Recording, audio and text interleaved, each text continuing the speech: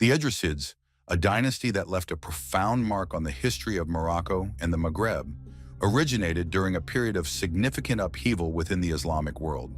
Their story begins in the late 8th century amidst dynastic struggles and tensions between the major powers of the time, the Umayyads and the Abbasids.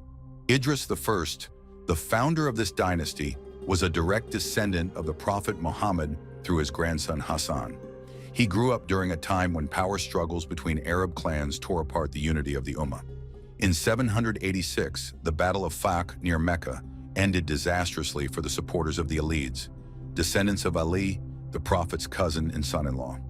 Idris, one of the few survivors of this conflict, was forced to flee. He left the Arabian Peninsula and sought refuge in a distant region of the Muslim world, the Maghreb al-Aqsa, literally the farthest west, corresponding to present-day Morocco. Idris arrived in Volubilis, an ancient Roman city known as Walili, by the local Berber inhabitants. There, he was welcomed by the Araba tribes, who recognized him as a spiritual leader due to his noble lineage. Idris quickly succeeded in uniting several Berber tribes under his authority, thus laying the foundation for an independent Islamic kingdom. In 789, he founded the city of Fes, which would later become one of the foremost cultural and religious centers of the Islamic world. However, the life of Idris was tragically cut short in 791 when he was assassinated by an Abbasid envoy who viewed him as a threat to their authority. Despite his premature death, Idris's legacy endured. His companion Kenza gave birth to a son, Idris II, who was raised in the Berber and Islamic culture of the region. When he came of age, Idris II emerged as a remarkable leader. Under the reign of Idris II, the Idrisid kingdom expanded significantly. The city of Fes experienced spectacular growth, attracting merchants, artisans, and scholars from across the Islamic world.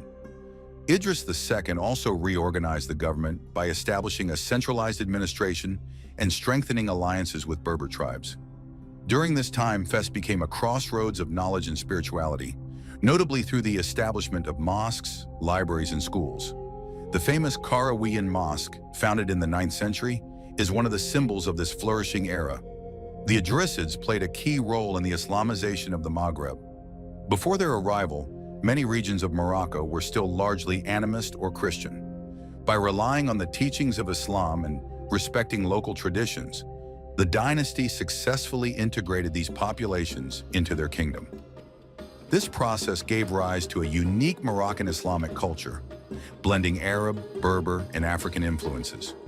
Despite their successes, the Idrissides were not immune to internal rivalries and external pressures. The 10th century marked the beginning of their decline. The Fatimids, a powerful Shiite dynasty from Ifriqiya, modern-day Tunisia, and other competing groups challenged their authority. Internal conflicts also weakened the kingdom, and the Idrissides eventually lost their direct power. However, their legacy persisted far beyond their reign. They were the first to establish an independent Islamic kingdom in the Maghreb, and their achievements laid the foundations for Morocco's political, religious, and cultural identity. Fes, their capital, remains to this day a symbol of that era of greatness, with its historical monuments and ongoing role as a center of knowledge. The Idrissides embody a period when deep connections were forged between peoples, beliefs, and cultures, thus shaping a unique Moroccan identity. Even today, their story inspires and reminds us of the importance of unity, resilience, and vision in building a nation.